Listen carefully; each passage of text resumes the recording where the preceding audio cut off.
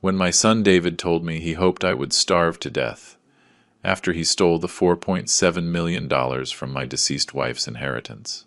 He didn't know I had the original documents in my safe, proving he had forged his mother's signature. What he did next was so cruel that I decided to erase him from my life forever. Before we continue, please subscribe to William's Revenge Stories. Turn on notifications because we have new stories every day. Leave a like, and tell us in the comments what city you're watching from.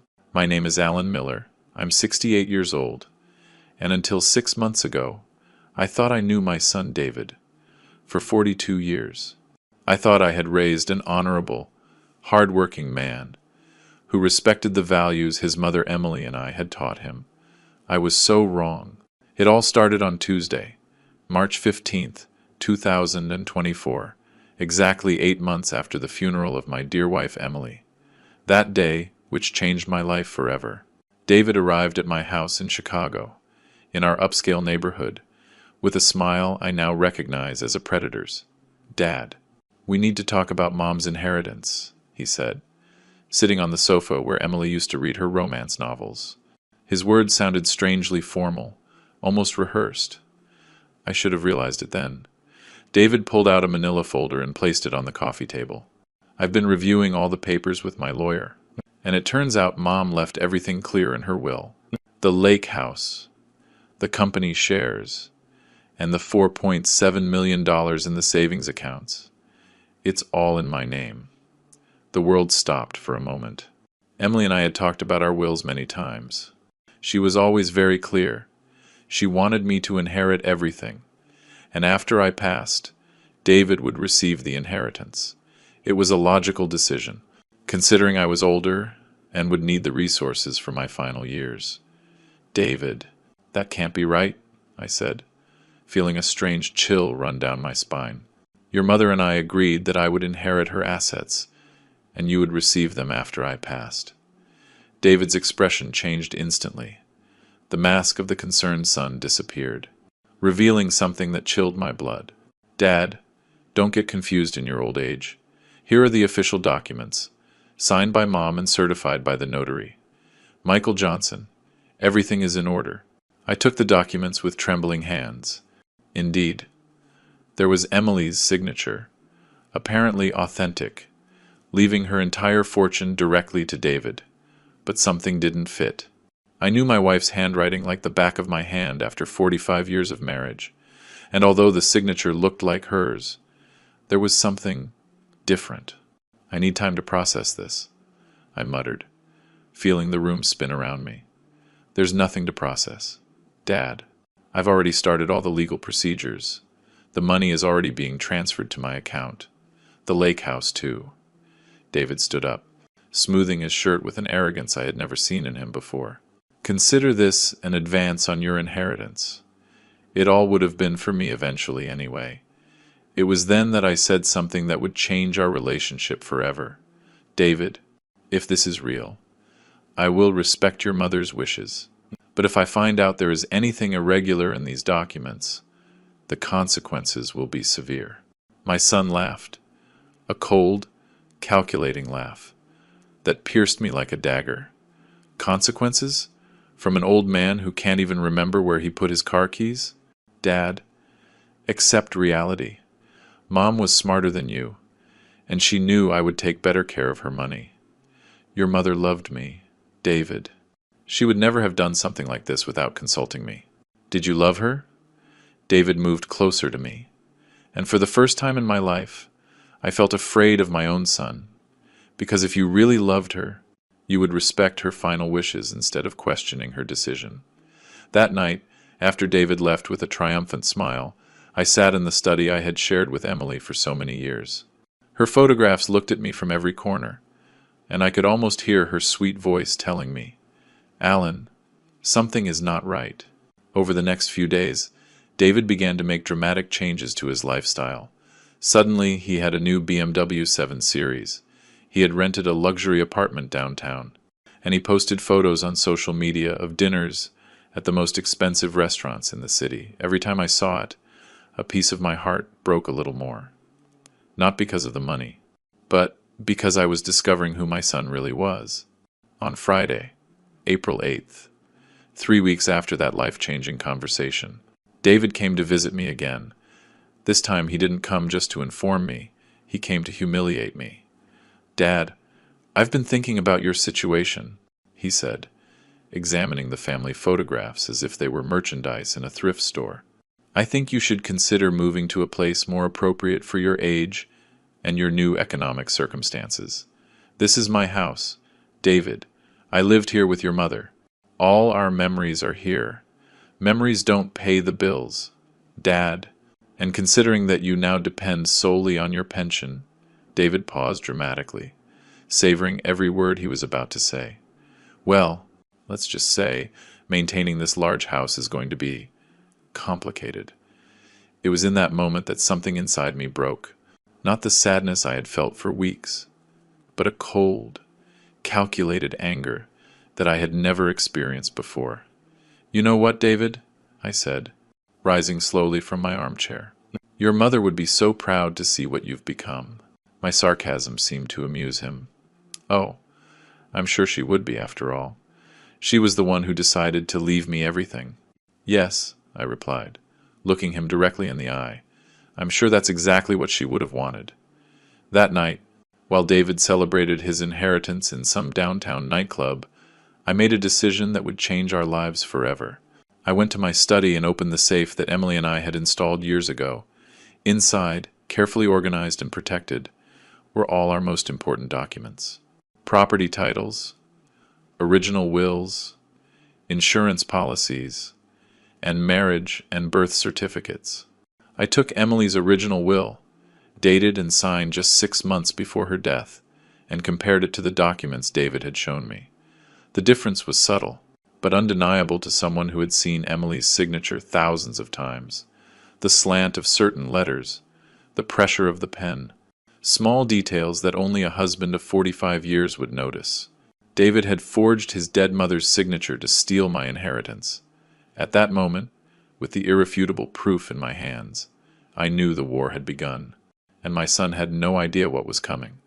For the next 3 days, I immersed myself in a meticulous investigation that would have impressed even Emily, who always admired my capacity for detail. I spread all the documents on the dining room table, David's forged will on one side, the original papers on the other.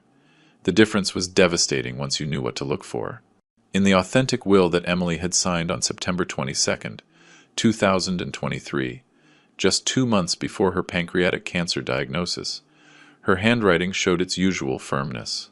The E in Emily had its characteristic rightward slant, and the M in Miller ended with that little flourish she had developed since she was young, in David's forgery. Those details had been imitated, but not perfectly. The pen pressure was inconsistent, as if someone had slowly traced each letter, trying to copy a model.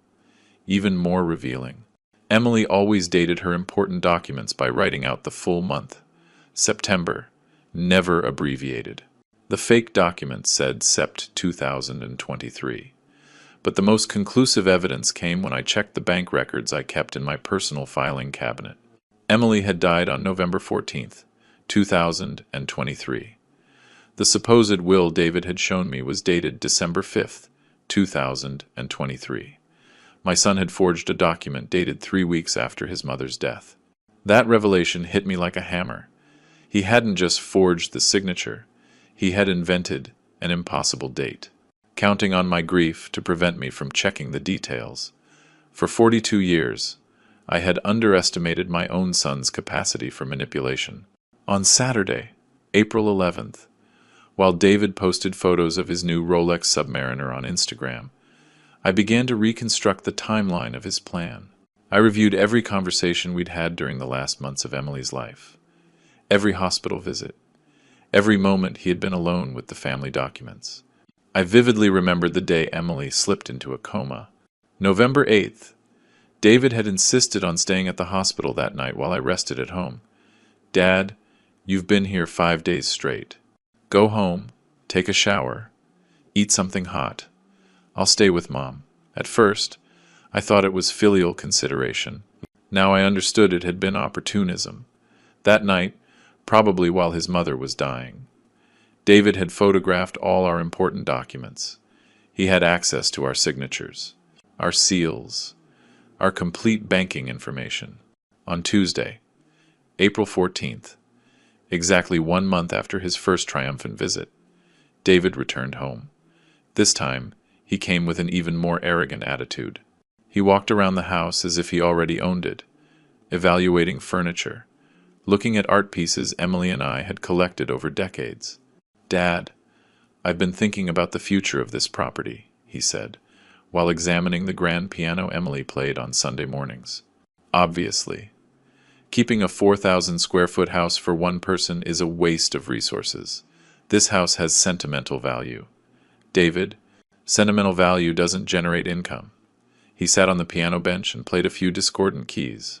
"I've spoken with some real estate agents. In the current market, we could get at least $800,000 for this property." "We could?" "Well, I could. Technically, according to Mom's will. I am the sole heir of the family." David closed the piano lid with more force than necessary. "But I'm generous, Dad. I'm willing to share the profits with you. Let's say $100,000 for your retirement. It's more than many people your age have." During that conversation, I maintained superhuman control. Every fiber of my being wanted to confront him immediately, show him the real documents, expose him for the thief he was. But 45 years of building a company from scratch had taught me the value of strategic patience. "It's an interesting proposal," I replied calmly. "Let me think about it." "There isn't much to think about. Dad, the numbers are clear." David got up and walked to the window overlooking the garden where Emily grew her roses. "Besides, at your age, living alone in such a big house is dangerous. A fall, a heart problem, and you could be there for days without anyone noticing." His words sounded like a veiled threat. He wasn't just calculating my money, but my physical vulnerability. That night, after he left, I called the notary, Michael Johnson, who had handled our legal affairs for over 20 years. Michael had known Emily since before our marriage. His father had been the Miller family notary for decades. "Alan, good to hear from you," Michael said, with that warm voice that always reassured me. "How are you holding up since Emily?" "Michael, I need to ask you a very specific question about Emily's will." There was a brief pause. "Of course. Is there a problem with the documentation?" "David has shown me a will where Emily supposedly leaves her entire inheritance directly to him, dated December 2023. The silence stretched so long I thought the call had dropped. Finally, Michael spoke, his voice a mixture of confusion and concern. "Alan, that's impossible. The last will Emily signed in my office was in September 2023. And in that document, you are the sole beneficiary of all her assets." Emily was very specific on that point. "Are you absolutely sure I have the originals in my safe?" Along with the video recordings of the signing. Emily insisted everything be documented exhaustively due to her diagnosis. She wanted to make sure there were no legal ambiguities after her death. That confirmation was the final nail in the coffin of my relationship with David. He hadn't just forged documents. He had invented a completely fictitious will, knowing I was emotionally vulnerable from losing Emily. Over the next few days, I continued my investigation with the methodicalness of a detective. I reviewed David's bank statements from the last 6 months, documents I had access to because I had co-signed for his first apartment years ago. The financial patterns revealed the planning of his deceit. In November, immediately after Emily's death, David had contacted several law firms specializing in probate law. In December, he had made payments to a document specialist whose name I recognized from some scandals in the newspapers. In January 2024, David had begun liquidating small investments of his own, as if preparing for a large influx of money. In February, he had consulted with financial advisors on how to handle a significant upcoming inheritance. Everything had been premeditated, calculated, executed with a coldness that I found impossible to associate with the boy I had raised, the young man I had comforted when he broke his leg at 12, the man who had cried in my arms the day Emily received her diagnosis. On Sunday, April 20th, as I organized all the evidence into separate folders. I received a call that almost gave me a heart attack. "Dad?"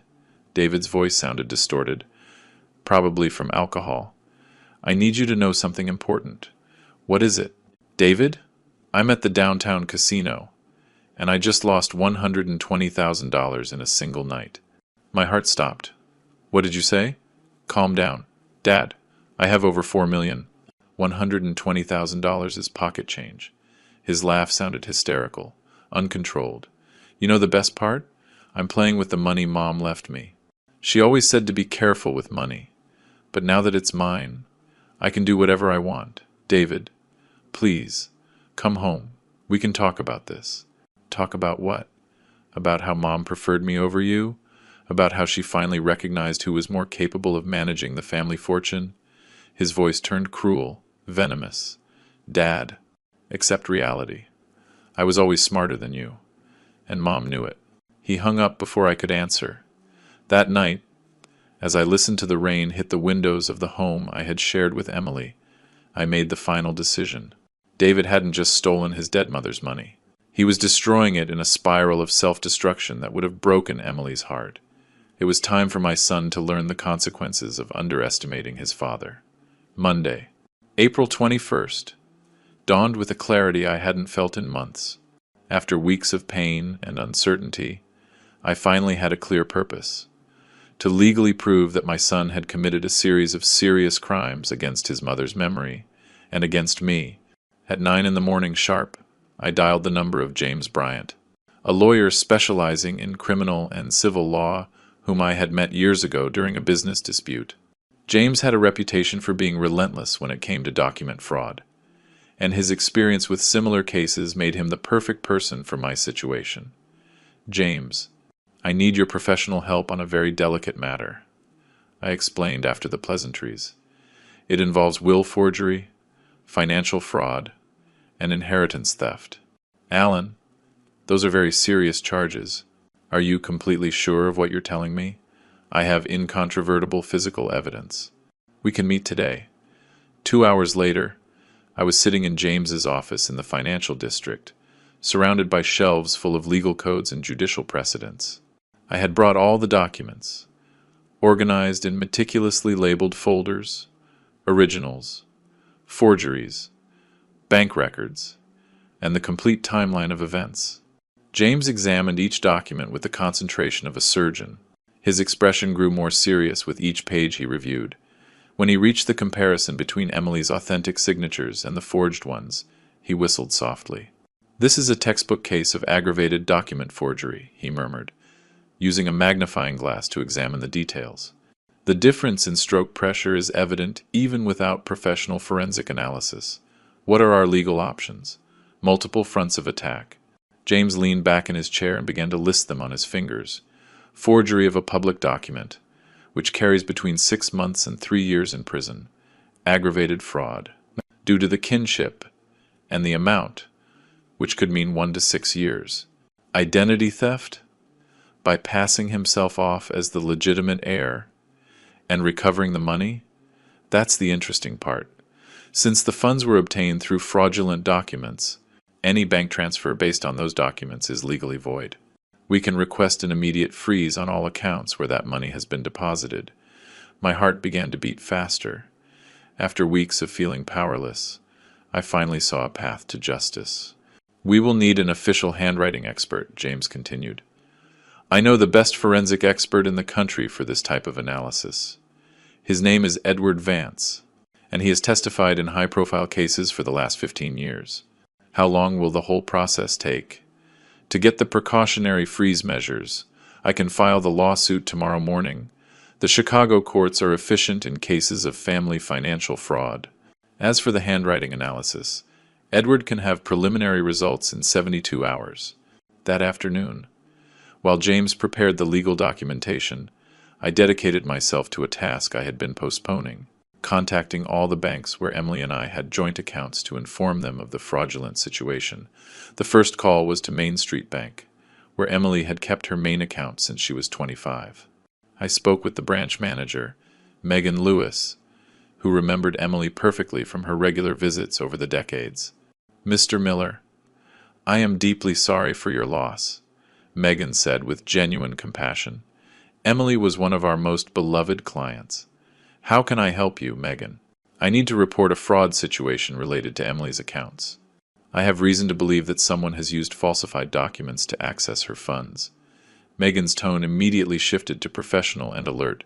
Mr. Miller, that is extremely serious. Can you come to the branch immediately? We need to document this complaint officially. At the bank branch, Megan reviewed all the movements in Emily's accounts since November. What we discovered was even worse than I had imagined. David hadn't just transferred the $4.7 million. He had used the forged documents to access an investment account I didn't know about, where Emily had kept another $800,000 in government bonds. Mr. Miller, according to our records. These transfers were made by presenting a power of attorney that supposedly granted David Miller full control over all of Mrs. Miller's accounts. Megan explained, printing the relevant documents. Can you immediately freeze any account where these funds have been deposited?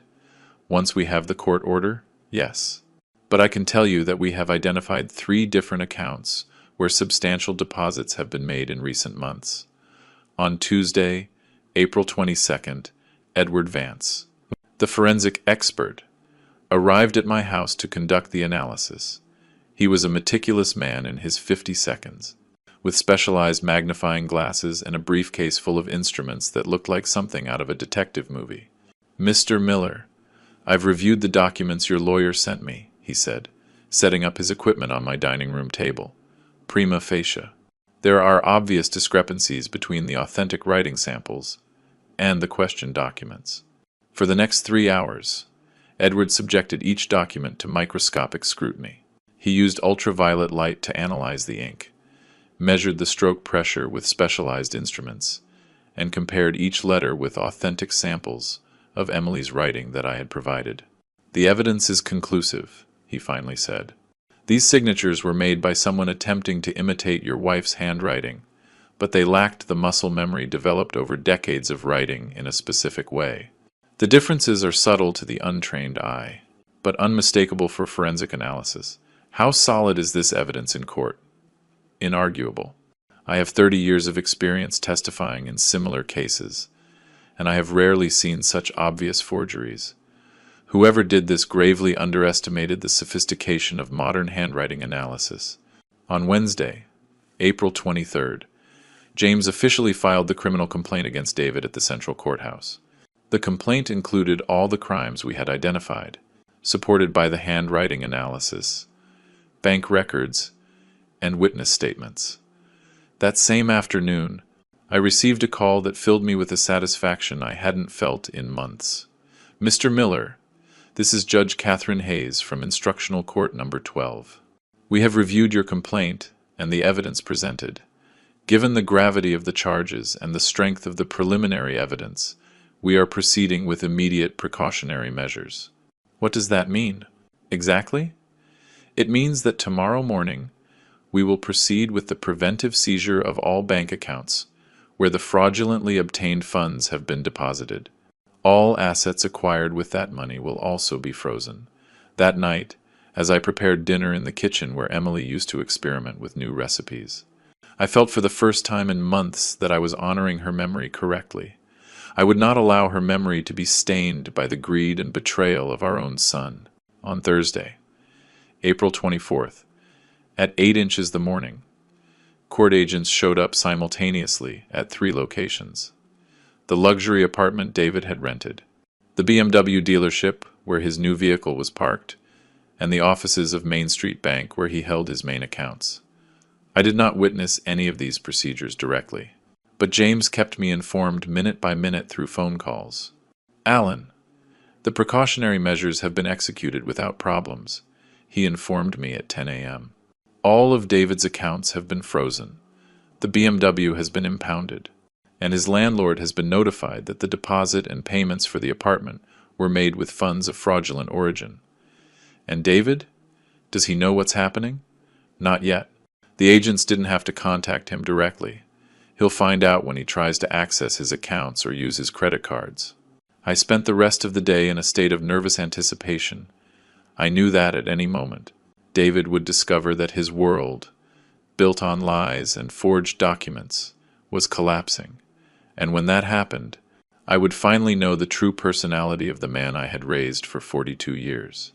The wait was about to end, and justice was finally beginning to move, with the relentless precision that Emily had always admired in the legal system. Friday, April 25th, began my silent operation to methodically dismantle the life of luxury David had built with his mother's stolen money. While he slept, probably hungover from another night of squandering at the downtown casinos, I was already executing the first phase of my plan. At 7 a.m., I contacted the upscale leasing agency that managed the luxury apartment David had rented in a high-rise. I spoke directly with the owner, Robert Stone, a businessman who had inherited several buildings downtown. Mr. Stone, my name is Alan Miller. I am the father of the tenant, David Miller, in apartment 312 of your building. Ah, yes. I know your son. A very elegant young man. How can I help you?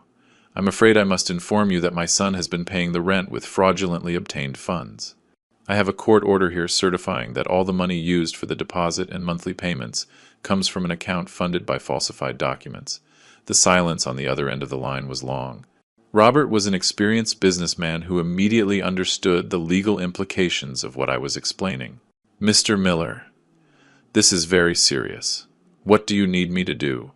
The lease agreement must be terminated immediately due to the illicit origin of the payments. Under state law, any contract financed with money from criminal proceeds is null and void. 2 hours later, I received confirmation that David's contract had been canceled. He had been given 24 hours to vacate the apartment, and the $6,000 security deposit would be held as compensation for the legal inconveniences. My second call was to the BMW dealership on the main avenue, where David had bought his 7 Series for $58,000.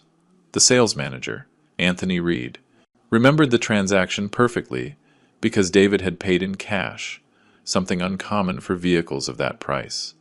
Mr. Reed, the payment my son made for that vehicle comes from fraudulent funds. I explained after introducing myself.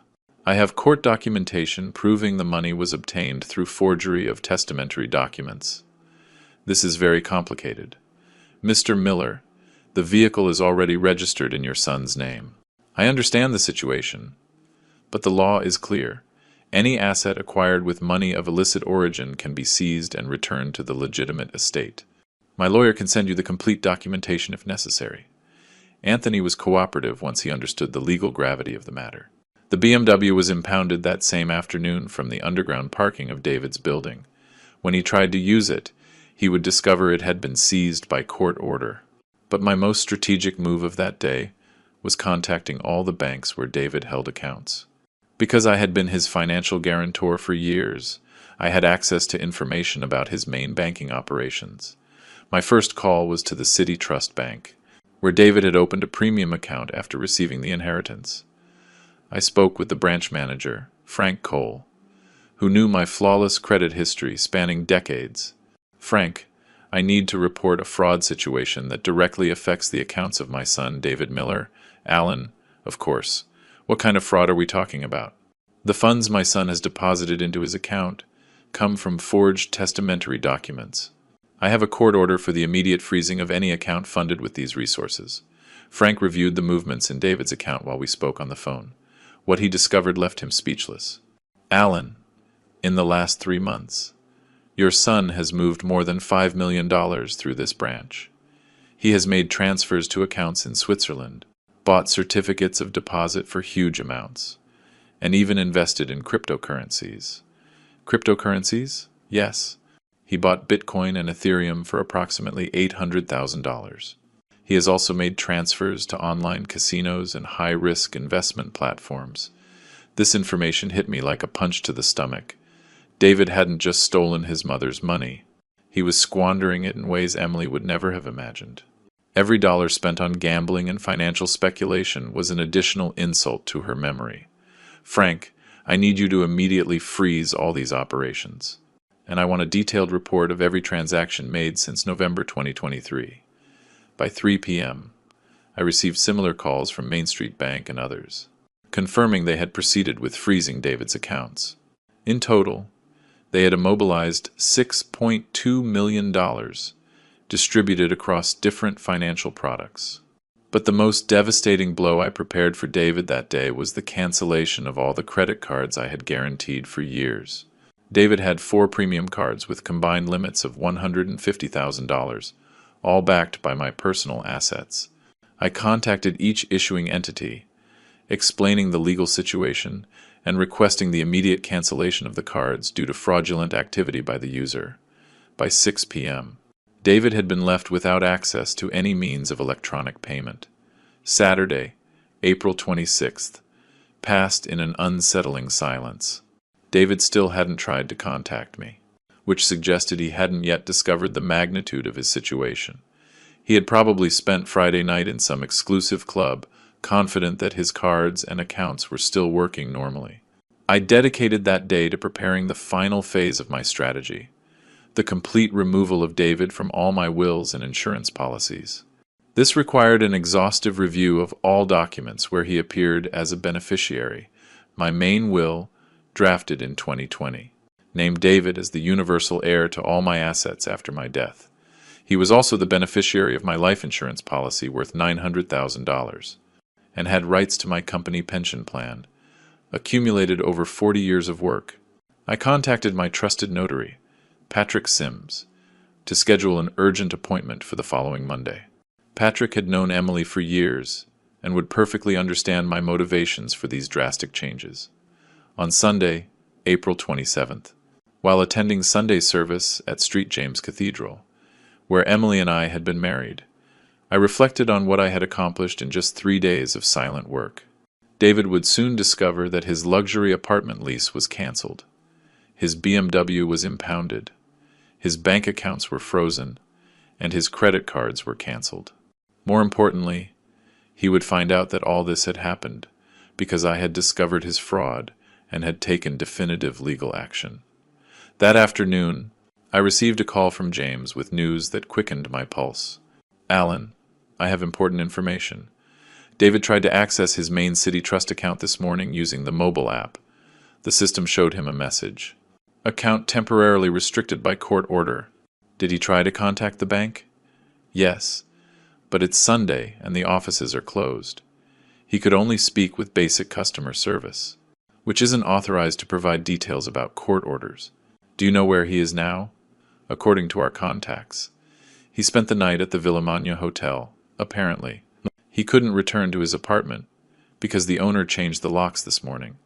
The image of David sleeping in a luxury hotel, unaware that tomorrow he would wake up in a completely different world, gave me a mixture of satisfaction and sadness. For 42 years, he had been my son. Now he had become a con man who had stolen from his own dead mother. Monday, April 28th, would be the day David finally understood the consequences of underestimating his father.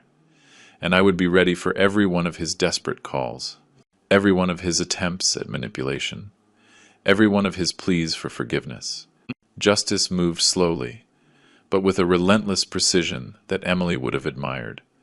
And the best part was, David still had no idea that the war had begun, and that he was already losing it.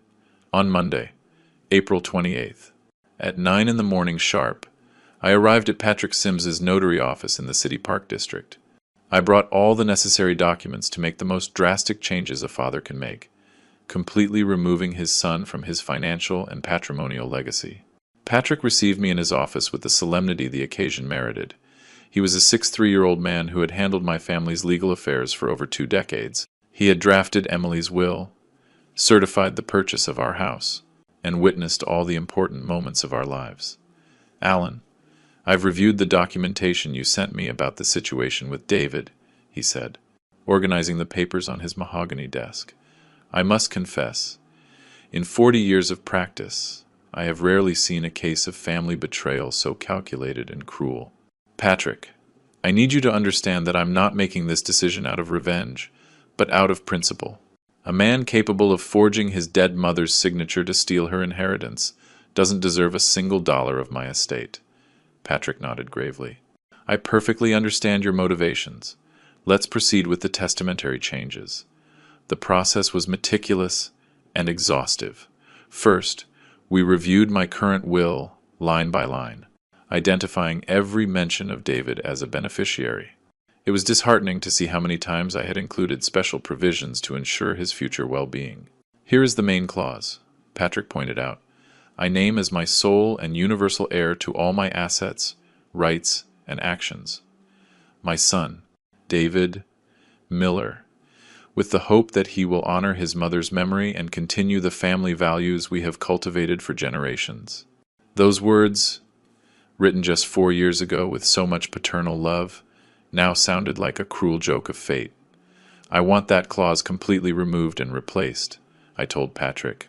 Instead, I want to establish a charitable legacy that truly honors Emily's memory. Over the next 2 hours, we drafted an entirely new will. My complete estate, valued at approximately $3.2 million, would be divided among 3 charitable organizations Emily had supported during her life: the American Heart Association, Chicago Charities, and the American Cancer Society. I also want to include a specific clause about David, I explained to Patrick as he transcribed my instructions.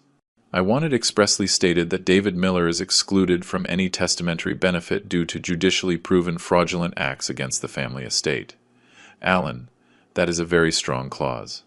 Once included, it will be practically impossible for David to legally contest the will. Exactly what I'm looking for.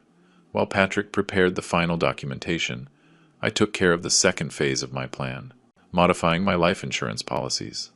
I contacted my insurance company, State Life Insurance, where I had maintained a policy worth $900,000 for the last 20 years. My policy manager, Amanda Jenkins, had handled my account from the beginning and knew my family situation perfectly. Mr. Miller. Changing the beneficiary of such a substantial policy requires specific documentation, she explained, when I informed her of my intentions. Are you completely sure you want to remove your son as the sole beneficiary? Amanda. I am more certain of this than any other decision I have ever made. I want the beneficiary to be the Emily Miller Foundation for Cancer Research. A foundation named after your wife? A foundation I will establish this week, precisely to channel these resources into the fight against the disease that took Emily. It is the most appropriate way to honor her memory. The beneficiary change process was completed in 40 minutes. David had gone from being the recipient of $900,000 upon my death to receiving absolutely nothing. And the best part was, he had no way of knowing until it was too late to reverse it. At 2 p.m., I went to the bank to modify my company pension plan. Over 40 years of work, I had accumulated a pension fund valued at $600,000. Money that was originally intended to supplement David's inheritance. The financial advisor, Thomas Bell, reviewed all the available options with me for changing the destination of those funds. Mr. Miller, you can designate new beneficiaries, but you also have the option to convert the plan into a life annuity that expires upon your death, he explained. This way, no one can claim those funds after you pass. The second option sounds perfect. I don't want a single dollar of my work over 4 decades to end up in the hands of someone who doesn't deserve it. As we completed the paperwork, I received the first sign that David was beginning to realize his situation. My phone vibrated with a text message that sent a chill down my spine. Dad, something weird is happening with my bank accounts. Can we talk? I didn't respond immediately. I had waited for this moment for days, and I wanted David to experience the full anxiety of not understanding what was happening. After what he had done to me, he deserved to feel at least a fraction of the anguish I had lived through upon discovering his betrayal. At 4 p.m, I completed the last major change of my plan, the modification of the powers of attorney. For years, David had held limited power to act on my behalf in certain financial matters, a precaution Emily and I had taken, thinking of my old age. Back at Patrick's notary office, we formally revoked all powers David had held over my affairs. More importantly, we established new powers in favor of James Bryant, my lawyer, who would have complete authority to handle my affairs if I ever became incapacitated. David no longer has any legal authority over your estate. Patrick confirmed after completing all the documentation. If he tried to use any previous document, he would be committing another crime of usurpation. When I left the notary office at sunset, I carried copies of all the documents that had just radically changed David's financial future in the span of 8 hours. I had completely eliminated him from my will, my life insurance, my pension plan, and any legal authority over my decisions. My phone had received 6 more messages from David during the afternoon, each more urgent than the last. Dad, I need to talk to you urgently. The bank told me there are problems with my account. Do you know anything? Dad, please answer. Something very serious is happening. Why aren't you answering? I'm worried. Dad, they canceled my credit cards and I don't understand why. Please, call me. I need your help. That progression of messages showed me exactly what I had expected. David was beginning to understand that his world of luxury was collapsing, but he still hadn't connected the events to his own criminal actions. That night, as I ate dinner alone in the kitchen where Emily used to prepare her culinary specialties, I reflected on what I had achieved. In less than a week, I had built a solid legal case against David, recovered control of the stolen funds, eliminated his access to all financial resources, and completely rewritten my legacy to exclude him from any future benefit. But I knew the hardest part was yet to come. Soon, David would understand that I had discovered his fraud, and I would have to face the most painful conversation of my life, explaining to my son that he had irrevocably destroyed our relationship, and that he would have to live with the consequences of having betrayed his mother's memory. The phone rang again at 9 p.m. This time, I decided to answer. It was time for David to begin understanding the magnitude of what he had done and the consequences he would have to face. The silent phase of my response was over. Now, the direct confrontation began. Hello? I answered the phone with a calm that deliberately contrasted with the urgency I had detected in David's messages all day. Dad, thank God you answered. David's voice sounded agitated, almost desperate. I need you to explain what's happening. Something very strange is going on with all my accounts. Something strange? Explain exactly what kind of problems you're experiencing. David. Well, this morning I tried to pay for breakfast at the hotel and my card was declined. I thought it was a system error, but then I tried the other 3 cards and they were all declined too. I paused, letting the silence stretch just long enough for David to feel the discomfort. And what else happened? I went to the bank and they told me my main account is, what did they say? Temporarily restricted by court order. Do you know anything about this? Because frankly, Dad, I'm starting to think someone is trying to harm me. The irony of his words hit me like a slap. David, who had forged documents to steal his dead mother's inheritance, now believed he was the victim of a conspiracy against him. David, have you considered the possibility that these problems are related to something you've done? Something I've done? Dad, I don't understand what you're talking about. I haven't done anything wrong. I've been completely transparent with you about Mom's inheritance. Completely transparent? My voice took on a colder tone. Are you sure about that? I could hear David breathing more heavily on the other end of the line. His confidence was beginning to crack, though he still didn't fully understand why. Dad, I don't know what you're implying, but I need your help right now. I don't have access to my money. They kicked me out of the apartment because, apparently, there are problems with the payments, and my car is impounded in the parking garage.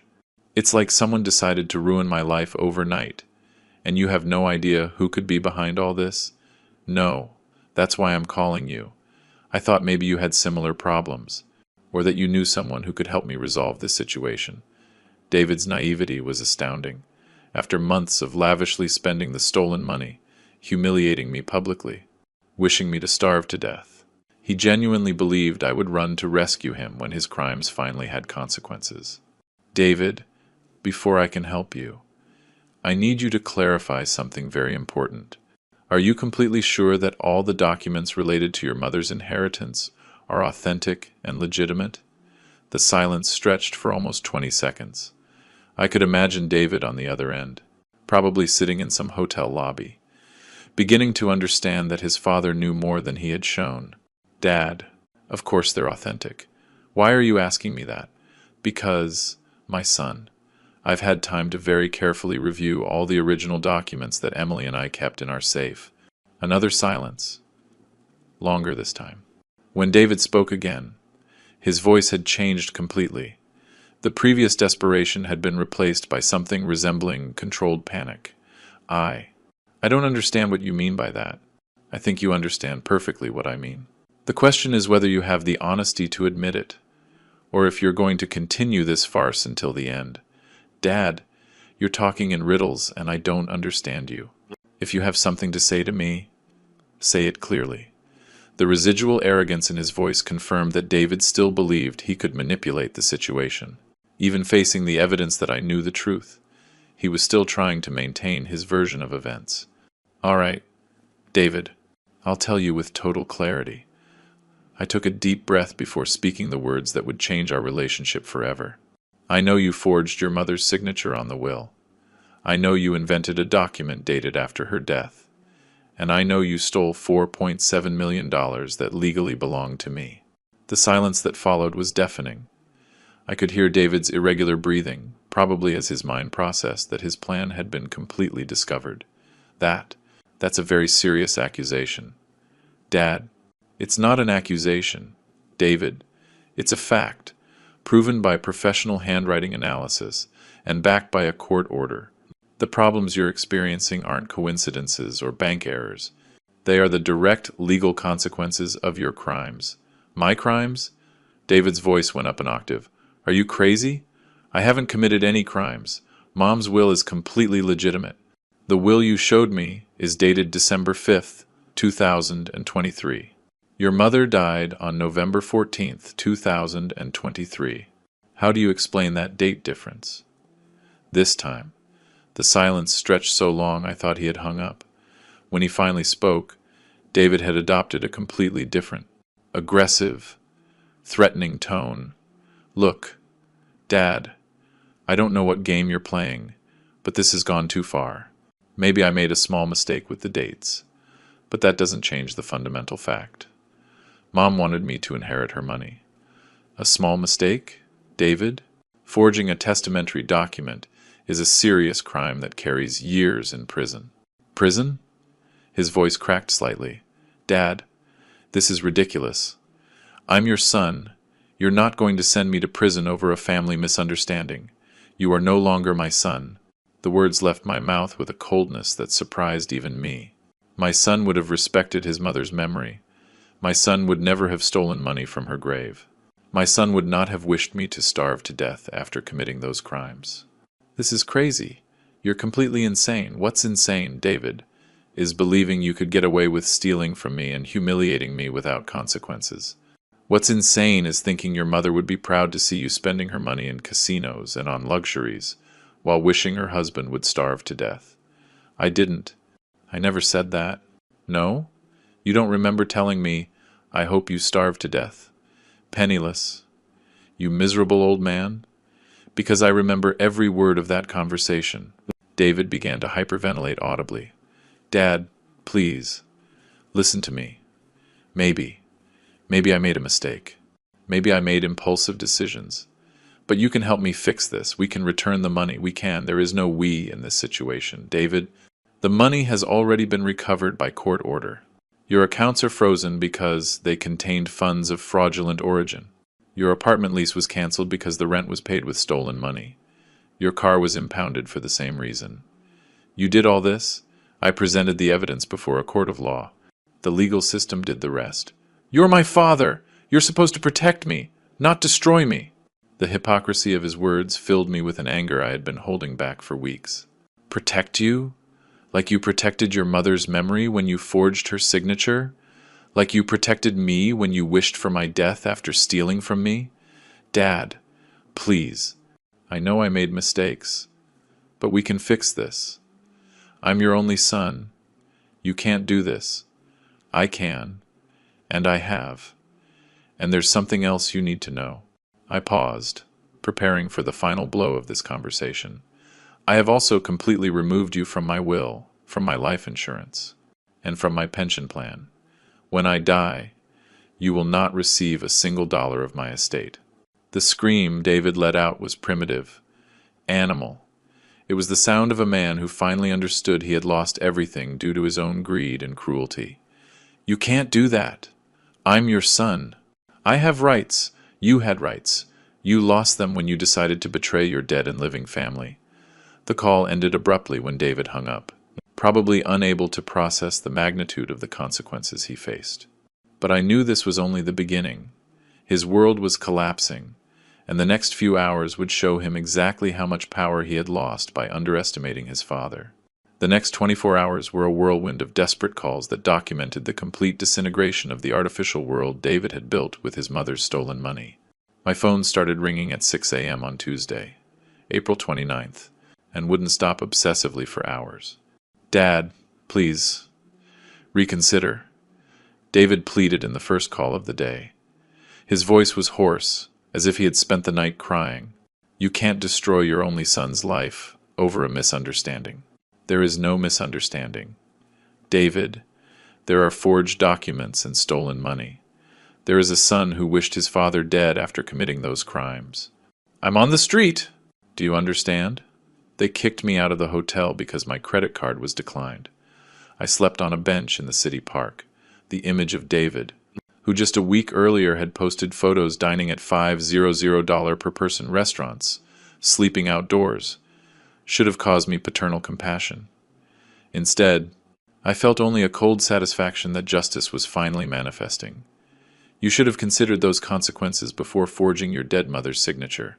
The second call came at 8 a.m. This time, David had adopted a different strategy: intimidation.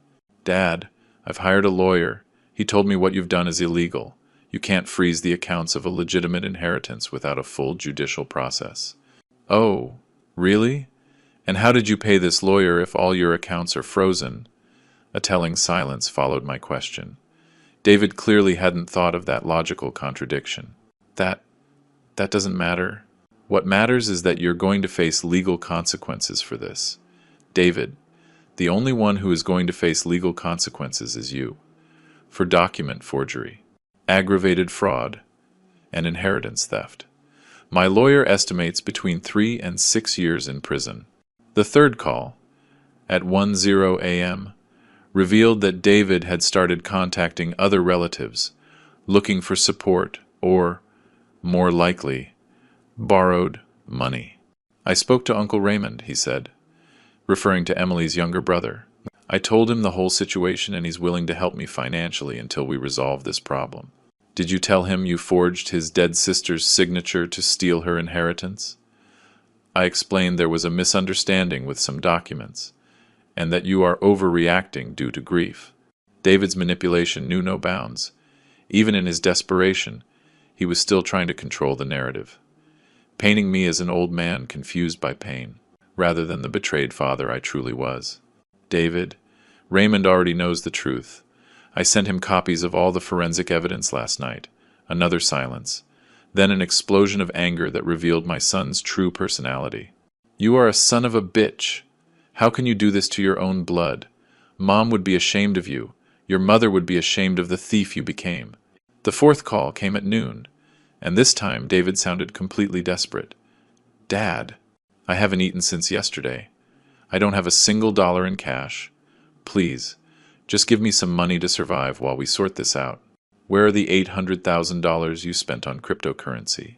Where are the $500,000 you lost in casinos? Where is the money you squandered on luxuries while planning my starvation?" That was different. It was my money. It was your dead mother's money, which you stole by forging her signature. The calls became more frequent during the afternoon. At 2, at 3, at 4, each one more desperate than the last. Each one revealing more clearly the manipulative personality David had been hiding for years. In the 5 p.m. call, he changed his strategy again, trying to appeal to Emily's memory. "Dad, Mom wouldn't have wanted this. She would have wanted us to be a united family, especially after her death. Your mother also wouldn't have wanted you to forge her signature to steal from me. But that didn't stop you. Mom loved me. She understood I was more capable of handling the money than you. If she loved you so much, Why does the real will exclude you completely until after my death? The sixth call of the afternoon was interrupted by an event that dramatically accelerated the situation. David was contacted by the police for an official interrogation about the document forgery charges. Dad. 2 police officers came looking for me. They told me I have to report to the station tomorrow to give a statement on criminal charges. Did you do this? I presented the evidence to the court. The district attorney's office decided to press charges based on the evidence. You can't send your own son to jail. I'm not sending you to jail, David. Your own criminal actions are what have legal consequences. The 7th call, at 8 p.m., was the most pathetic of all. David had begun to cry uncontrollably. Dad, I'm so sorry. I know I was wrong. I know I made terrible decisions. But I'm your son. Your only son. You can't abandon me like this. For the first time in days, I felt a pang of paternal pain. Hearing David cry reminded me of the boy I had comforted during nightmares, the teenager I had hugged after romantic disappointments. But then I remembered the words he had said to me just weeks ago. I hope you starve to death. Penniless. You miserable old man. David, you had the chance to be my son. You lost it when you decided to rob your dead mother and wish for my death. I never wanted you to die. I was angry. I was confused. People say terrible things when they're upset. Decent people don't wish death upon their parents, no matter how upset they are. The calls continued all night. At 10, at 11, at midnight, at 1 in the morning. Each call more hysterical than the last. Each documenting the complete psychological disintegration of a man who finally understood he had lost everything to his own greed. Sometime during the early morning, I started counting the calls. By 6 a.m. on Wednesday, April 30th, David had called me exactly 247 times in 24 hours. 247 pleas for forgiveness from a man who had gone from being a stolen money millionaire to a homeless person in less than a week. The last call of that marathon of desperation came at 6:15 a.m. David sounded completely defeated, his voice barely a whisper. Dad, I can't anymore. I have no strength left to fight. You've won. This was never about winning or losing, David. It was about justice and consequences. What's going to happen to me now? You are going to face the legal consequences of your crimes. You are going to learn to live without the money you stole. And you are going to find out if you are capable of becoming the man your mother would have wanted you to be, or if you will continue to be the thief you became. Is there any chance that one day you could forgive me? The question hit me like a punch to the stomach. For 42 years, I had loved this man unconditionally. But the man who had forged his dead mother's signature, stolen her inheritance, wished for my death, was no longer my son. David, forgiveness is earned with actions, not words. And your actions have shown who you really are. When I hung up that call, I knew the most intense phase of my confrontation with David was over. The next few hours would show him if he was capable of learning from the consequences of his actions, or if he would continue down the path of self-destruction he had chosen by betraying his family. 247 calls for forgiveness couldn't erase the cruel words he had spoken, nor the crimes he had committed. But maybe they could be the beginning of a genuine transformation that honored Emily's memory. Only time would tell. On Thursday, May 1st, at 3 in the afternoon, as I was reading the newspaper in the living room where Emily used to cross-stitch, I heard my doorbell ring insistently.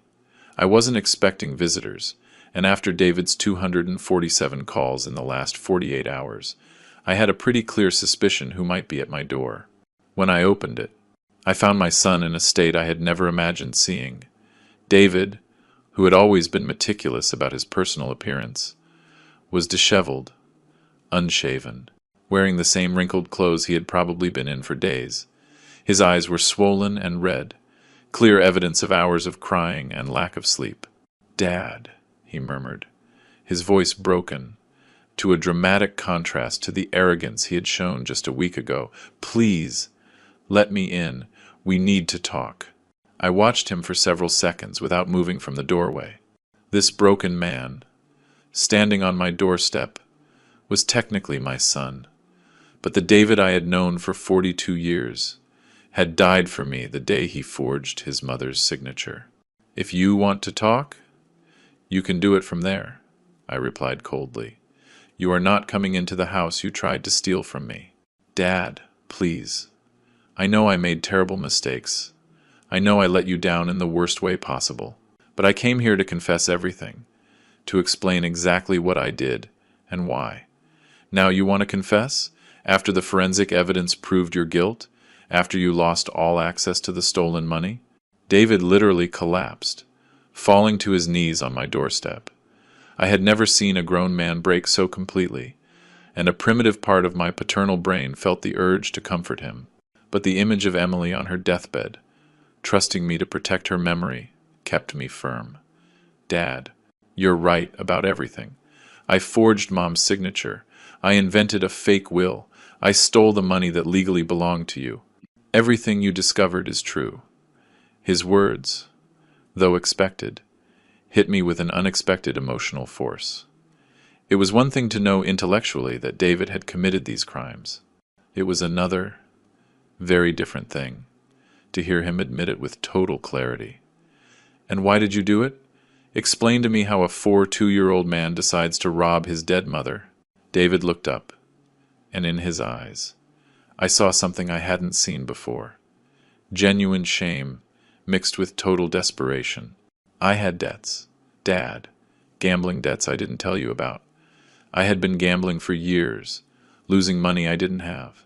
When Mom died, I owed almost $200,000 to very dangerous people. Dangerous people? Loan sharks.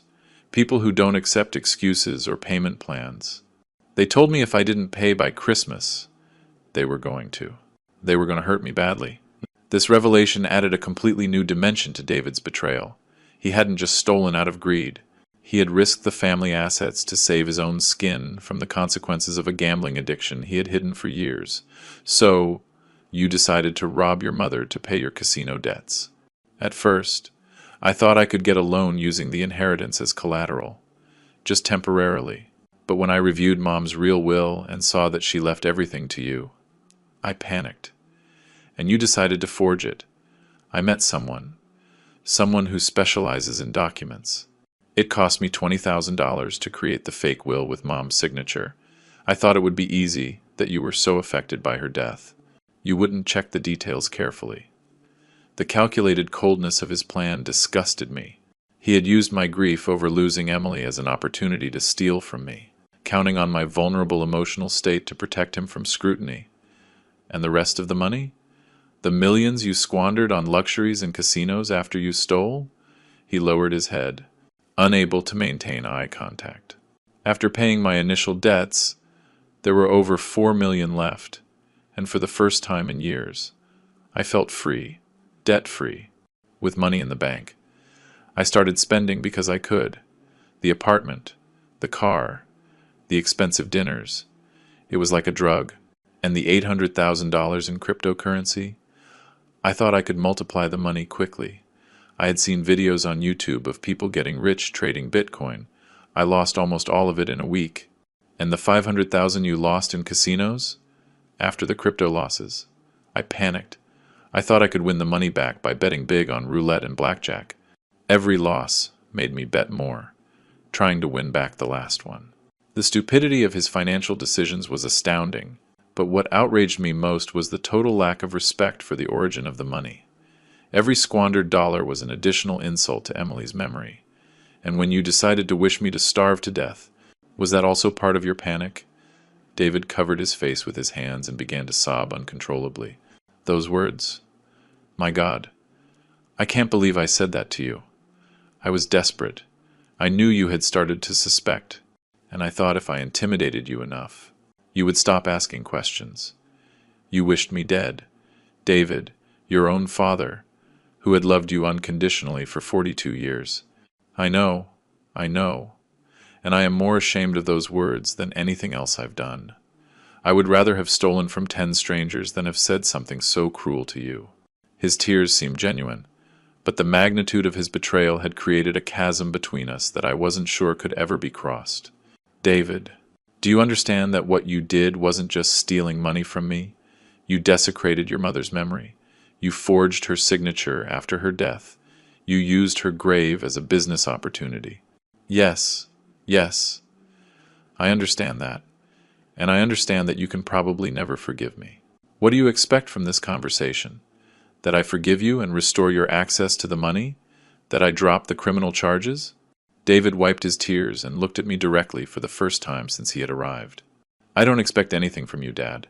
I came here because I needed you to know the whole truth, not just the facts you discovered through the legal investigation. I needed you to understand that. Although my actions were unforgivable, I never stopped loving you as a father. Did you love me when you forged my dead wife's signature? No. In those moments, fear and desperation had replaced everything else, including my love for you and my respect for Mom. And now that you've lost everything, the love has conveniently returned. The love never left completely. Dad, it was buried under layers of panic, greed, and stupidity. But being on the street these last few days, having nothing, facing the real possibility of prison, has made me remember what really matters. I remained silent for several minutes, observing this broken man, who was technically still my biological son, but who had become a stranger through his own decisions. David, what are you going to do now?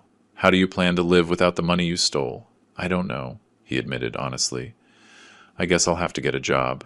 Something I haven't done in years because I always had access to your money or the stolen money. I'll have to learn to live like a normal person. And the criminal consequences? My public defender says that with the evidence you presented, I'll probably face between 2 and 4 years in prison. He says if I cooperate fully and show genuine remorse, I might get a suspended sentence. The reality that my son might go to prison for his crimes against our family finally materialized completely in my mind. It was what I had sought with my lawsuit, but hearing it expressed so clearly produced a complex mixture of righteous satisfaction and paternal pain. David, I said finally, I want you to understand something very clearly. The money is no longer yours. It has been returned to the legitimate estate, and the authorities are tracing every dollar to ensure full recovery. There is no going back on that, I understand. I also want you to understand that, although I appreciate your confession, it doesn't change the consequences of your actions. You have destroyed our father-son relationship in a way that may be irreparable. David nodded slowly, fresh tears running down his cheeks. I understand. Dad, I just hope that someday, maybe years in the future, you can find a way to forgive me enough to let me try to be the son I should have always been. When I closed the door after that conversation, I knew the time had come to make the final decision about the future of my relationship with David. That night, after David left my doorstep, a completely destroyed man, I sat in Emily's study with a cup of chamomile tea, which she used to prepare when we needed to make important decisions. The photographs of our life together watched me from the shelves, constantly reminding me that all my actions must honor her memory and the values we had shared for 45 years, for hours. I reflected on David's confession. His full admission of guilt, though late, had revealed aspects of his personality I had never suspected. The gambling addiction, the debts to dangerous loan sharks, the cold planning of his theft, all painted a portrait of a man who had lived a double life for years. Friday, May 2nd, dawned gray and rainy, as if the sky reflected the emotional state I was in. At 9 a.m., I received a call from James with news that would definitively speed up the legal process.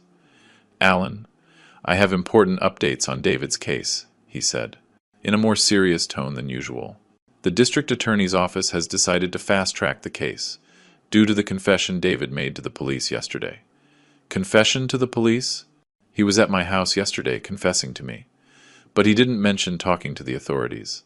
Apparently, after visiting you, he voluntarily went to the station and repeated the same full confession he gave you. He admitted the document forgery, the inheritance theft, everything. This information genuinely surprised me. After our meeting, David had taken the initiative to officially confess his crimes, something he could have avoided doing if he had just hired a good defense lawyer. What does this mean for the judicial process? It means the case will be resolved much more quickly. With a full confession and solid forensic evidence, the DA is willing to negotiate a sentence. David could face 18 months of suspended prison time and 5 years of probation, plus the obligation to return all the money. But the money has already been recovered through the judicial seizure. Correct, but David would have to pay an additional fine equivalent to 20% of the stolen amount as a penalty. In this case, around $1 million. $1 million? How is he going to pay that amount if he has no resources? He will have to work and allocate a portion of his income for years to pay off that debt to the state. It's part of the judicial system's rehabilitation. That afternoon, as I organized all the documents related to the recovery of Emily's estate, I received an unexpected visit. Raymond Hill, Emily's younger brother, knocked on my door with a grave expression I recognized immediately. "Alan," he said after I invited him in, "we need to talk about David, and about what's going to happen to him now." Raymond was 61 and had been very close to Emily his entire life. As a retired school teacher, he had always had a balanced perspective on family matters, and his opinion had influenced many important decisions Emily and I had made over the years. "What's on your mind?" "Raymond, I've been reflecting on this whole situation since you sent me the documentation about what David did, as Emily's brother. I am absolutely outraged by the desecration of her memory.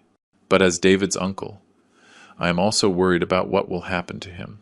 David will have to face the consequences of his actions. It's what Emily would have wanted. I agree with you completely. But I also believe Emily would have wanted us to give him a chance to redeem himself, as long as it was genuine and required real sacrifice on his part." Raymond's words hit me deeply, because they reflected exactly the kind of moral dilemma Emily and I used to discuss. She had always believed in second chances, but only for people who demonstrated authentic change through actions, not just words. "What exactly are you proposing?"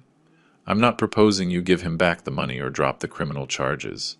I am proposing that, after he serves his sentence and demonstrates real change for at least 2 years, you consider the possibility of re-establishing a minimal relationship with him. Raymond, David forged your dead sister's signature, stole millions from me, and wished me to starve to death. I know, and those actions are unforgivable. But I also know that Emily loved David deeply, and she would be devastated if she knew his criminal actions resulted in the permanent destruction of her family." We spent the next 2 hours discussing all aspects of the situation. Raymond did not defend David's actions, nor did he minimize the seriousness of his crimes. But he did argue that full punishment and possible rehabilitation should open the door to an eventual, limited reconciliation on Saturday, May 3rd. I received a call that would change my perspective on the possibilities of David's redemption. The director of a rehabilitation center for gambling addicts on the outskirts of Chicago called me, "Mr. Miller. My name is Charles Vaughn, director of the Summit Recovery Center. Your son David presented himself here voluntarily yesterday, requesting admission to our residential rehabilitation program." "Residential program?" "Yes. It's an intensive 6-month treatment for people with severe gambling addiction." David explained his entire legal and financial situation to us, and specifically requested the most rigorous program we offer, and how can he pay for that treatment if he has no resources. That is precisely the reason for my call. David asked us to contact you, to ask if you would be willing to cover the cost of the treatment. It's $12,000 for the complete program. This request placed me in an extraordinarily complex position. David was indirectly asking me to finance his rehabilitation, which could be interpreted as further manipulation to get money from me. But it could also be genuine evidence that he recognized his problem and wanted to fix it before it completely destroyed his life. "Mr. Vaughn, I need to think about this request. Can you give me some details about what exactly this program includes?" "Of course. It's a residential program where patients live at our facility for 6 months. It includes daily individual therapy, group therapy, financial education, job rehabilitation, and psychiatric follow-up. It also includes family therapy to rebuild relationships damaged by the addiction. Family therapy? Yes. We work with family members who have been affected by the addict's actions.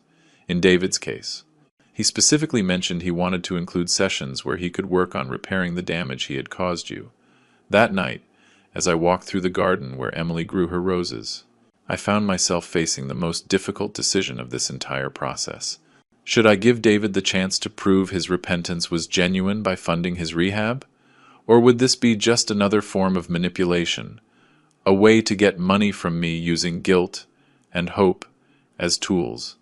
On Sunday, May 4th, after an almost sleepless night, I made a decision that would define the future course of my relationship with David. I called the recovery center and spoke directly with Charles Vaughn. Mr. Vaughn, I am willing to finance David's treatment under certain very specific conditions. What conditions? Mr. Miller, first condition. David must complete the entire 6-month program without leaving voluntarily if he leaves before finishing. He will never receive any further help from me. I understand. Second condition. During those 6 months, David cannot contact me directly or indirectly. No calls, no letters, no messages through third parties. I want his rehabilitation to be completely independent of any hope of reconciliation with me. That is a very strict condition. Third condition.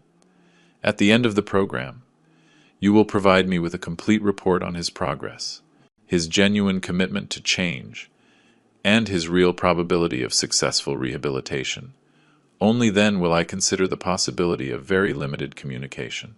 And if he successfully completes the program, if he demonstrates genuine change for 6 months without contact with me, and if your professional evaluation suggests real rehabilitation, I will consider allowing a single conversation to determine if any basis exists for a very limited future relationship. Mr. Miller, these are very challenging conditions, but I believe they might be exactly what David needs to prove his repentance is authentic. When I hung up that call, I knew I had made a decision Emily would have approved of. I wasn't giving David a free second chance. I was giving him the opportunity to earn a second chance through hard work, personal sacrifice, and demonstrable change. If he failed, he would confirm he was incorrigibly manipulative, and he would lose any possibility of future reconciliation. If he succeeded, he would open the door to a very limited and conditional relationship that honored both justice and compassion. The fate of our father-son relationship was now entirely in David's hands. The next 18 months passed in absolute silence between David and me, just as I had stipulated in the conditions for funding his rehabilitation. During that period, my life adopted a completely different routine, marked by the definitive absence of both Emily and David, the two people who had defined my existence for decades. In July 2024, I received the official notification that David had been sentenced to 18 months of suspended prison time and 5 years of probation, exactly as James had predicted. The sentence included the obligation to pay the $1 million fine to the state, which would be deducted from his future work income over the next 15 years. During those months of silence, I established routines that helped me rebuild my identity as an independent man. I started taking painting classes on Tuesday mornings, something Emily had always wanted me to try. I joined a book club on Thursday afternoons, where we discussed classic American novels. On Saturday mornings, I volunteered at a soup kitchen run by Chicago Charities. In September, I received monthly reports from the Recovery Center on David's progress.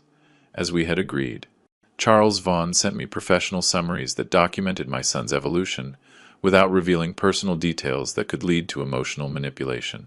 September 2024. The patient has completed his first month without incident. He actively participates in individual and group therapies. He has begun courses in financial education and impulse control. October 2024. The patient shows significant progress in recognizing destructive patterns. He has started community work within the center, No attempts at unauthorized outside contact. November 2024. The patient has completed certification in basic carpentry as part of job rehabilitation. He continues to demonstrate genuine commitment to the process. Psychological evaluations show a significant reduction in compulsive behaviors. In February 2025, exactly 1 year after this whole nightmare began, I made a decision that would have been unthinkable months ago. I officially established the Emily Miller Foundation for Pancreatic Cancer Research. I allocated $2 million of my personal estate to this foundation, making it one of the most important private organizations in the country dedicated specifically to the disease that had taken Emily. The foundation would fund medical research, provide support to affected families, and keep Emily's memory alive in a way she would have fully approved. During the opening ceremony, held at the hospital where Emily had received treatment, I spoke publicly about my motivation for establishing the foundation. My wife, Emily Miller, fought pancreatic cancer with a dignity and courage that inspired me during her final months. This foundation represents her true legacy, the hope that no other family will have to face this disease without the necessary resources to fight. I didn't mention David during my speech, but his physical and emotional absence was present in every word I spoke. The foundation was my way of honoring Emily, using resources he had tried to steal for completely opposite purposes. In April 2025, I received the most significant report from the Recovery Center. April 2025. The patient has successfully completed 8 months of the program. He has obtained professional certification in carpentry and electrical work. He has started paid work within the center, allocating 50% of his income to the state fine fund. Psychiatric evaluations confirm a complete absence of compulsive gambling behaviors. We recommend consideration for the final phase of the program. In May, 2 days before the anniversary of my initial confrontation with David, I received a call from Charles Vaughn that I had been anticipating for months. Mr. Miller, David has officially completed the 6-month residential program. He has met all requirements and has demonstrated genuine, sustainable transformation. What is your professional assessment of the likelihood he will maintain these changes? In my 20 years directing this center, David is among the top 5% of patients who show the most profound and authentic change. His commitment has not wavered for 6 months. He has developed real job skills and has worked extensively on issues of family responsibility. Has he mentioned expectations about reconciliation with me? That is one of the most impressive things about his process. He has never expressed expectations of forgiveness or reconciliation. He has worked on his rehabilitation with the clear understanding that it might not result in the restoration of his family relationship. What do you recommend as the next step? I recommend that you consider the single conversation you mentioned in your original conditions.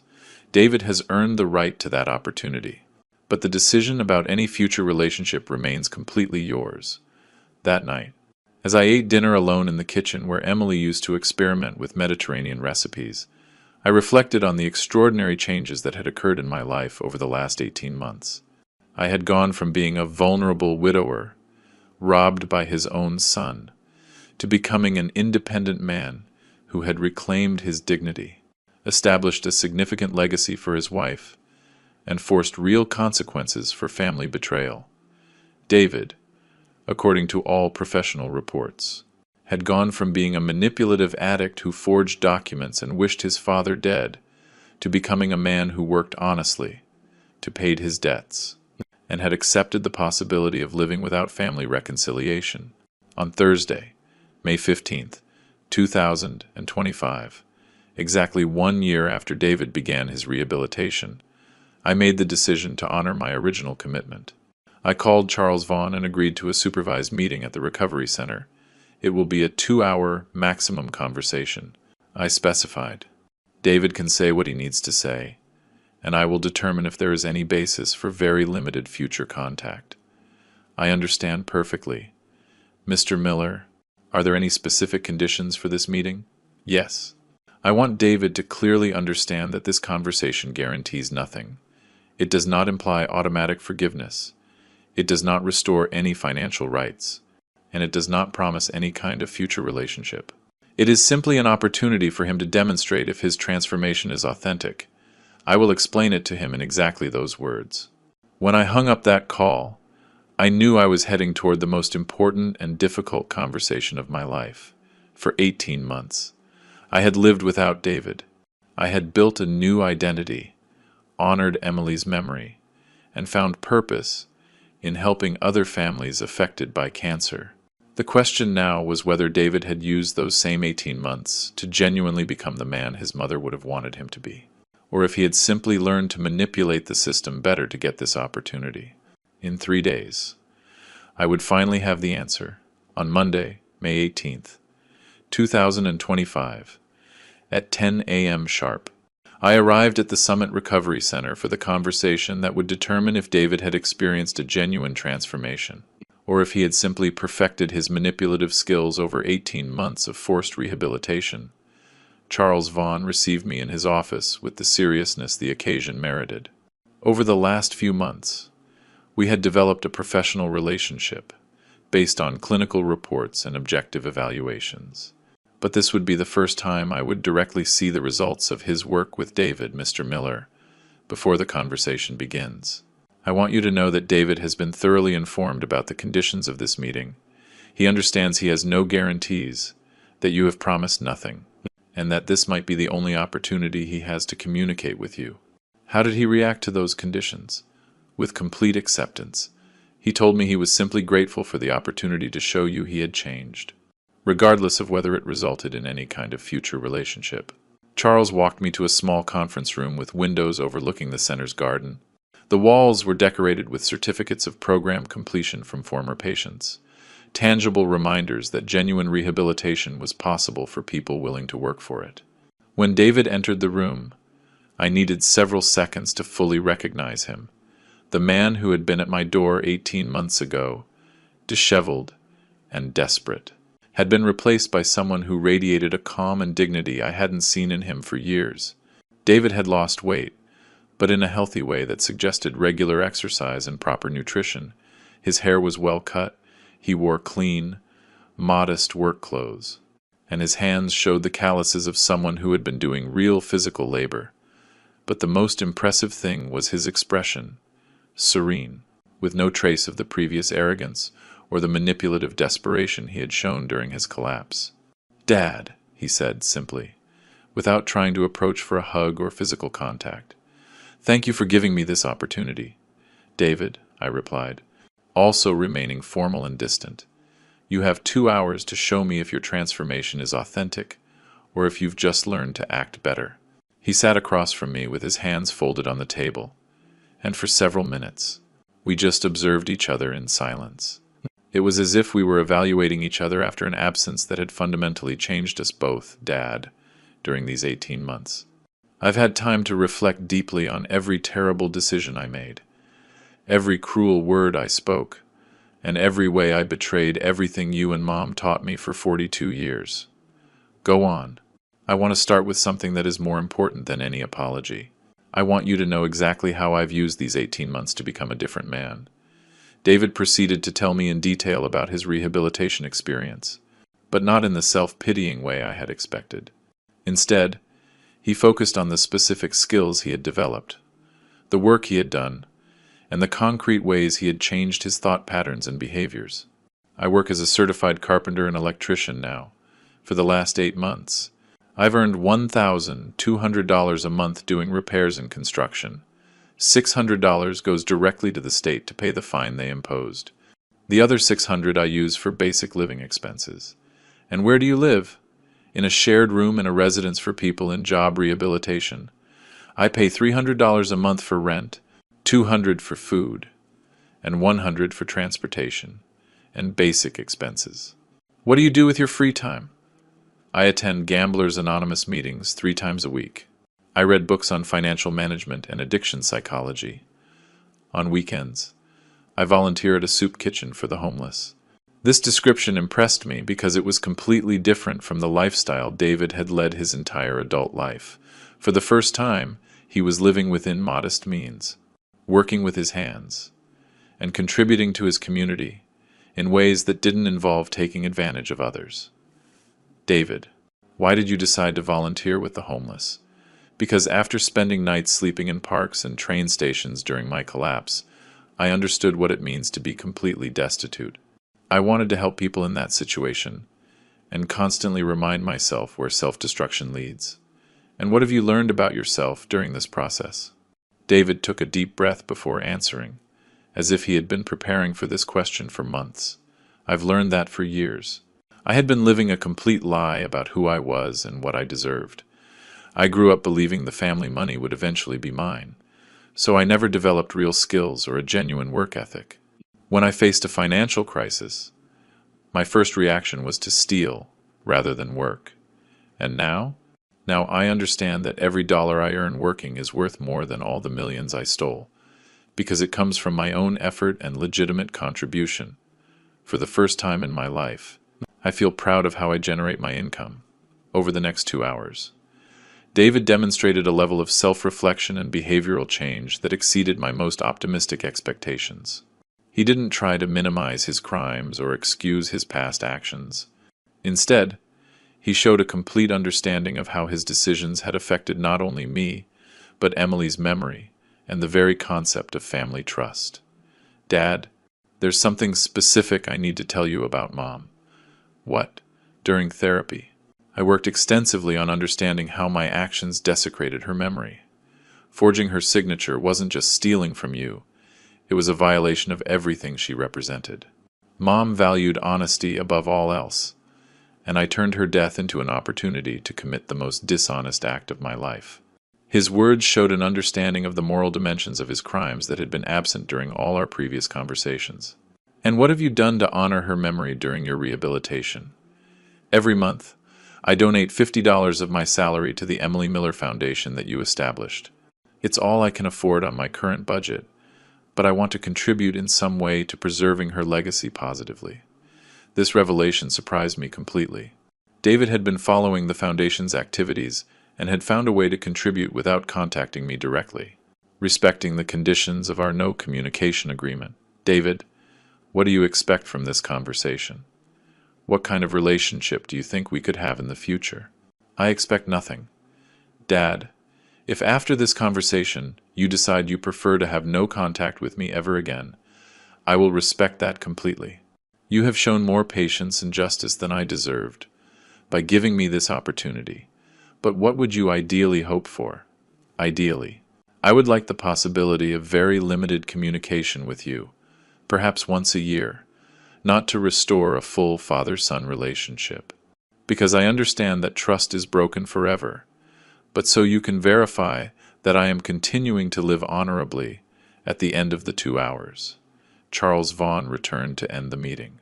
David stood up, looked me directly in the eyes one last time, and said something that would stay with me for months. Dad, regardless of what you decide, I want you to know that these 18 months have taught me to be the man Mom would have wanted me to be if we never see each other again. At least I will die knowing that I finally honored her memory with my actions, instead of desecrating it. When I left the recovery center that afternoon, I knew I had witnessed a genuine transformation. David had demonstrated not only sincere repentance, but sustainable behavioral change and a positive contribution to society. 2 weeks later, I made a decision that Emily would have approved of. I sent a letter to David, allowing limited communication once every 6 months, subject to the condition that he maintained his rehabilitation and honest work. It wasn't complete forgiveness, nor the restoration of our father-son relationship. It was recognition that people can genuinely change, and that justice must include the possibility of redemption for those who truly earn it. Emily's money would forever remain in the foundation that bore her name, helping families affected by cancer. David would continue paying his debts to the state for the next 14 years, and I would continue to live independently, honoring Emily's memory through positive actions, rather than perpetual bitterness. We had found a way to coexist that respected both justice and compassion, exactly as Emily would have taught us. If she had been alive to guide us through this family crisis that almost destroyed us forever. If you like this story, give the video a like, subscribe to the channel, and share your thoughts in the comments. To hear the next story, click the box on the left. Thanks for watching.